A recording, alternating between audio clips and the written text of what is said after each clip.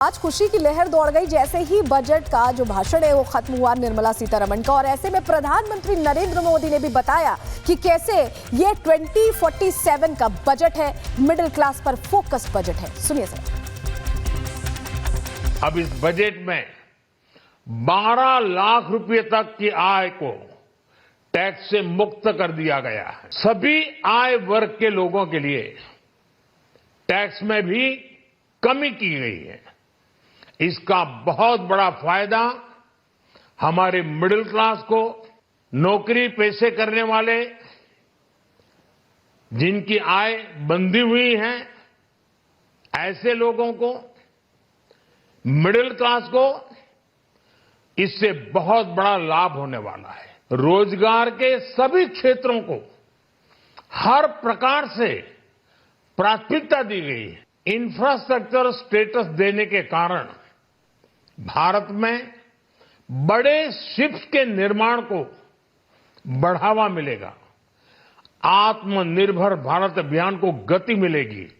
और हम सब जानते हैं कि शिप बिल्डिंग ये सर्वाधिक रोजगार देने वाला क्षेत्र है। देश में टूरिज्म के लिए बहुत संभावना है। महत्वपूर्ण 50 टूरिस्ट डेस्टिनेशन, वहां पर जो होटल्स बनाएंगे, उस होटल को पहली बार इंफ्रास्ट्रक्चर के दायरे में लाकर टूरिज्म पर बहुत बल दिया है। इससे हॉस्पिटैलिटी सेक्टर को, जो रोजगार का बहुत बड़ा क्षेत्र है, और टूरिज्म जो रोजगार का सबसे बड़ा क्षेत्र है, एक प्रकार से चारों तरफ रोजगार के अवसर पैदा करने वाला एक क्षेत्र को ऊर्जा देने वाला काम करेगा। रोजगार के अवसर पैदा करने वाला ये बजट है। हर क्षेत्र में ऊर्जा आएगी और ऊर्जा के साथ रोजगारों का सृजन होगा, लोगों को नौकरियां मिलेंगी और बेहतर भारत का भविष्य निर्माण करने में ये बजट बहुत निर्णायक साबित होगा, ऐसा प्रधानमंत्री नरेंद्र मोदी कहते सुनाई दिए। वहीं योगी आदित्यनाथ ने भी कहा कि ये जो बजट है, 4 तत्व जो जरूरी तत्व है पूरे भारत के विकास के लिए, उन पर केंद्रित है। क्या कहा योगी आदित्यनाथ ने, उनको भी सुनिए। यह आम बजट विकसित भारत के संकल्प को साकार करने के लिए उठाए गए ठोस कदमों की एक आधारशिला है। प्रधानमंत्री जी ने ज्ञान का बजट बताकर 4 अक्षरों में से परिभाषित किया है। G फॉर गरीब, Y फॉर युवा, A फॉर अन्नदाता और N फॉर नारी शक्ति। यानी इन 4 महत्वपूर्ण आयामों को ध्यान में रख करके एक विकसित भारत के लिए आत्मनिर्भर भारत का निर्माण करना है। इस बजट से अर्थव्यवस्था को एक नई उड़ान मिलेगी। मध्यम आय वर्ग के लिए राहत देते हुए टैक्स की रिबेट में छूट देने का जो कदम उठाया गया है, ये सभी स्वागत योग्य हैं। तो आपने सुना, योगी आदित्यनाथ कह रहे थे कि 4 तत्व बजट में शामिल हैं। वो 4 तत्व क्या हैं, पहले उनकी जानकारी ले लीजिए। चलिए जानकारी दीजिए। ये देखिए, ज्ञान फॉर्मूले पर खास तौर पर काम किया गया है। गरीब, युवा, अन्नदाता और नारी, इस पर विशेष फोकस रहा है इस बार के बजट में। और कैसे फोकस रहा है, सबसे पहले गरीब वर्ग की बात कर लेते हैं। 1 लाख अधूरे घर पूरे किए जाएंगे, ये वादा है इस बार के बजट में। इसके अलावा अगला पॉइंट दीजिएगा, अगली जानकारी आपको दे रहे हैं। 2025 में 40,000 नए मकान बनेंगे और हर घर से जल मिशन 2028 तक बढ़ा दिया गया है। 1 लाख करोड़ रुपए का अर्बन चैलेंज यहां पर क्रिएट करने की बात है, चैलेंज फंड क्रिएट करने की बात है। वहीं शहरी क्षेत्र के गरीबों की आय बढ़ेगी, इस पर फोकस है इस बार के बजट में।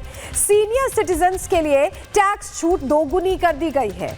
उसके अलावा अब बात वाई फैक्टर की, युवा की कर लेते हैं। स्टार्टअप के लिए 10,000 करोड़ रुपए का फंड मिलने वाला है। यानी अगर आप स्टार्टअप प्लान कर रहे हैं तो यह सबसे मुफीद समय है। 3 आर्टिफिशियल इंटेलिजेंस यानी AI सेंटर्स बनेंगे जहां पर आप ट्रेनिंग ले सकते हैं। मेडिकल एजुकेशन में 5 साल में 75,000 सीटें बढ़ेंगी। डॉक्टर बनने की अगर आपकी इच्छा है तो यह खबर आपके लिए है। वहीं देश भर में 23 IITs में 6500 सीटें बढ़ाई जाएंगी। और बेहतर कैसे IITs में पढ़ाई हो, इस पर विशेष फोकस है। सीटें बढ़ाई जा रही हैं। PM रिसर्च फेलोशिप के तहत 10,000 की नई फेलोशिप मिल पाएगी। बढ़ाएगी। वहीं पटना IIT में हॉस्टल सुविधाएं भी बढ़ाई जाएंगी। बिहार के लिए सीधे तोहफा।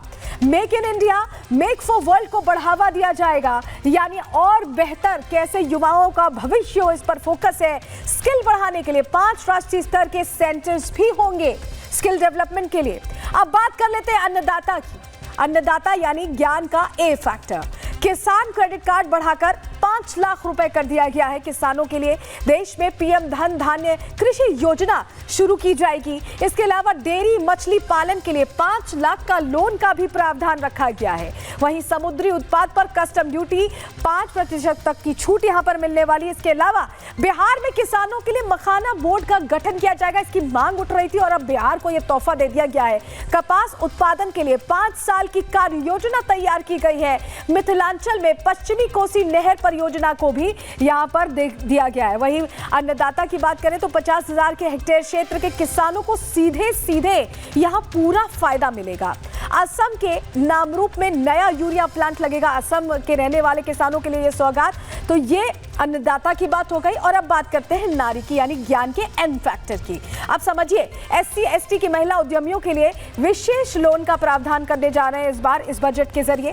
वहीं पहली बार उद्यमी महिलाओं को 2 करोड़ का टर्म लोन भी मिलेगा, यानी महिलाएं भी कैसे और सुदृढ़ हो, इस पर पूरा फोकस मोदी गवर्नमेंट का दिखाई दे रहा है। और यही वजह है कि निर्मला सीतारमण ने इसको लेकर बड़े ऐलान किए हैं। तो आसान भाषा में पहले ज्ञान फॉर्मूले पर कैसे फोकस था, ये तो हमने आपको बता दिया। और चलिए अब जरा आपको बताते हैं कि कैसे अलग अलग, सिर्फ ज्ञान पे ही नहीं बल्कि अलग अलग फंड्स पर भी विशेष फोकस रहा है। अलग अलग विंग्स पे कहें अगर, भारत को बेहतर बनाने के लिए फोकस रहा है। कैसे फोकस रहा है, कहां कहां एलोकेशन हुआ है फंड्स का बजट में, चलिए जानकारी आपके सामने रख रहे हैं, आपको बता रहे हैं। दरअसल समझिए, सबसे पहले रक्षा मंत्रालय, डिफेंस का जो बजट है 4.91 लाख करोड़ रुपए का यह बजट रहा है। वहीं ग्रामीण विकास मंत्रालय के लिए 2.66 लाख करोड़ का विकास का यह फंड जारी किया गया है। गृह मंत्रालय की बात करें तो 2.33 लाख करोड़ का यह फंड दिया गया है। वहीं कृषि मंत्रालय की बात करें तो 1.71 लाख करोड़ का फंड दिया गया है। शिक्षा मंत्रालय की बात करें तो फोकस यहां पर रहा है शिक्षा मंत्रालय पर। आपने देखा कि कैसे युवाओं के लिए स्पेशल यहां जो पढ़ाई के लिए पूरी व्यवस्था करनी की तैयारी है, उसके लिए 1.25 लाख करोड़ का फंड यहां एलोकेट किया गया है। वहीं स्वास्थ्य पर भी बहुत ज्यादा जोर है और ऐसे में स्वास्थ्य मंत्रालय के लिए 98,000 करोड़, क्योंकि कोविड के बाद हमने समझा कि स्वास्थ्य पर ध्यान देना कितना जरूरी है और इसी को लेकर देखिए फंड का एलोकेशन 98 करोड़ के करीब किया गया है। वहीं शहरी विकास की बात करें, क्योंकि डेवलपमेंट पर पूरा फोकस है और नीचे से ऊपर तक शहर अगर डेवलप होंगे तभी देश डेवलप होगा। ऐसे में 96,000 करोड़ शहरी विकास के लिए यहां पर फोकस रखा गया है। वहीं बात करें IT टेलीकॉम की तो 95,000 करोड़ का यहां फंड एलोकेट किया गया है। ऊर्जा की बात करें 81,000 करोड़ का फंड एलोकेट किया गया है। वहीं वाणिज्य और उद्योग की बात करें तो 65,000 करोड़ का फंड, सोशल वेलफेयर के लिए 60,000 करोड़ का फंड और विज्ञान विभाग के लिए 55,000 करोड़ का फंड दिया गया है। तो ये तो पूरा बजट का हमने आपको मोटा मोटी पूरी बात समझा दी कि आपके जेबों में कितने पैसे आने वाले